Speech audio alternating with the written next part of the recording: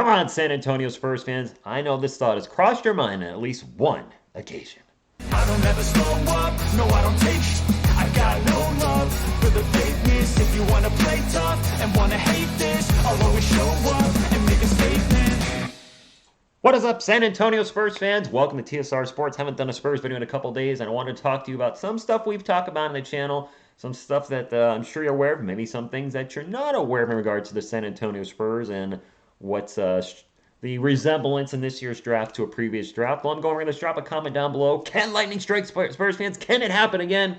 Hit that thumbs up like support a fellow Spurs fan and subscribe for more San Antonio Spurs content. So TSR, what the heck are you doing this video for? What's the point of this video? Well, 1996-1997, that season, David Robinson, his 76 games. Sean Elliott missed a bunch of games. Spurs were just destroyed with injuries. And they finished 20-62, the worst Spurs team of all time, at least record-wise. But they weren't the worst team in the NBA that year. They were not. If you take a look at the standings here, look around, take a look around. The Vancouver Grizzlies, who were then known as Vancouver, aka the Memphis Grizzlies, were 14-68. And then the Boston Celtics were actually the second worst team at 15-67. And there the Spurs nestled right above them at 20-62. Well, what happened? The Spurs were the third worst team in the NBA. You might already see where I'm going with this. But we hit lottery gold and got the #1 overall pick, drafted Tim Duncan, and a dynasty was born. Now this year, technically speaking, we were the second worst team in the NBA record-wise. We were tied with the Rockets, but they had a better conference record. I thought they were whatever. The NBA did some kind of weird lottery selection, coin flip, die roll, whatever it may have been, and it turned out that based on this result, the Houston Rockets are actually considered the second worst team in the NBA, which means our San Antonio Spurs are the third worst team in the NBA. Well, 26 years ago, as you can see, that worked out pretty good. And the most prized draft pick in this draft is Victor Wembanyama, the most tutored prospect since LeBron James. You know all about him, 7'5", like a 10-foot wingspan or whatever, 8 foot, whatever it is, it's a lot. Maybe it's 8 feet. I don't remember. Has handles like a guard. Probably going to be a bigger version of Kevin Durant if his game evolved that way. And if he can stay healthy. That being said, does lightning strike twice? On May 16th, when they announced the draft order, can we see the Spurs once again be the third worst team in the NBA, but win the lottery and get the #1 overall pick, and then a new dynasty is born? Smells good, doesn't it? You smell I'm cooking? Hey, I don't know what you're cooking, TSR, but I'll have some anyway. I don't know where that just came from. Well, I know where it came from. I don't know why I just did it. I'm leaving it in. So, that just a quick short video today. The parallels to that season and this draft are just, well, not the season so much, but the parallels with the respective drafts and positioning is just too ironic. And could this happen, Spurs fans? I hope it does. And we'll find out in a little less than a month. I also want to do a quick channel update, though. You guys have been asking, like, hey, I didn't see you go live. I want to let you know I've decided that I'm not going to do the NBA playoffs this year. I appreciate all of you that stopped in.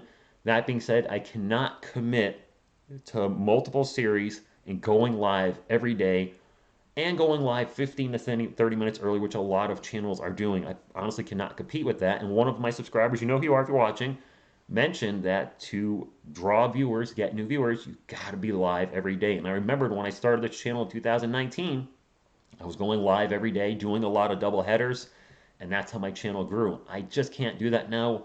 I have too many friends, hobbies, a job that takes up a lot of time, dating, exercise, my music channel, amongst other things, so I just can't commit to that. But what I can commit to, and I want to let you know, is I can commit to regular Spurs videos, and I'm enjoying doing again and doing them while at work, not doing it during my break, of course, but doing it at work doesn't mess up the rest of my day, and that I can commit to. Spurs fans, I do want to let you know I'll probably touch on more trade rumors than normal because, one, it gives me something to cover, but two, it gives me a chance to talk Spurs. Three, it gives me a chance to voice my opinion on it. Four, hear your opinion on it, and maybe it's a rumor that I think there's no chance of happening, completely debunk it, like I ditched the Jeremy Sohan rumor. I saw that popping up everywhere. I'm like, I want to do a video on this because, one, I want to talk about it, and two, just give my two cents. It's not happening. I want to do more Spurs Lives games next season. I missed a lot in the middle of the season, which might not have been the worst thing. The Spurs were abysmal to watch with a 16-game losing streak, but still I want to support my team. Of course, with victory there, then it's gonna be easier to support them as the team will be better, the views will be up, everything will be going, everything will be clicking. As far as other Spurs news, we've been in the news a lot recently, and I want to let you know, not in a positive way, there's been some news. I don't want to cover any former players throwing shade at our team. To me, it's just not worth it. I see a lot of players that have left the team or currently are still in the NBA saying some things about the team. I don't want to cover. It's very negative. And you know what? If they want to say something bad about the team that put money in their pocket, that drafted them, that maybe gave them an NBA ring, screw them. Not worth that. That's all I'll say on that. Pop is in the news a lot because of his political views. I'm going to cover Greg Popovich on the basketball court, off the court. We're not touching that here on this channel. If I want to address anything political, it's going to be on my music channel where I'll do a little short ditty on it and whatever. This is not the place for that. This is sports only. And to close up, speaking of sports only, I do still want to do the drive for 25. And because I can't commit to NBA live streams, that's not going to be a way to do it, but I want to grow the channel. Spurs content, maybe keep hitting some more NBA type videos, a little more documentaries, shorts, etc. But what is something I love? You guys know I love this. I spent a lot of money recently on it and spending a lot of money again on it. I thought, the UFC, I've been watching since 1993, on and off, granted, from 93 to about 10, and then just religiously from 10 to present. But in my head, there are literally hundreds of UFC moments that pop in my head that I loved and enjoyed and thought were amazing. Even in other organizations, Pride, Bellator, King of the Cage. There's literally endless moments in my head from great knockouts, submissions, interviews, whatever it is. And I was like, you know what? I want to add UFC content to this channel again in the form of either videos or shorts. I love the sport so much. I went to UFC 285 in Vegas. I'm going to UFC 288. That's in New Jersey next month. Apparently, John Jones is possibly retiring when he fights Stipe Miocic. And it might be at MSG, Madison Square Garden, which is in New York, which is not far from me. So if that happens this year, I might be going to a third UFC this year. So it's something that I love. I go to the Hooters with my buddy Jeff every time there's a numbered pay-per-view, if you will, like UFC 285, 286, 287, whatever it is. I'm like, you know what? I love the UFC so much. It's been a part of my life for so long. It should be on the channel. So I'm going to see if I can bring UFC content back to the channel this week. I love covering it. I love talking about it. Well, I can't do the lives. I certainly can do something else, and I should be doing something else. So that's all I got, my friends. If you're still here, thank you for watching to the end. Hey, it could happen, and if it does, you're going to see me just go absolutely nuts.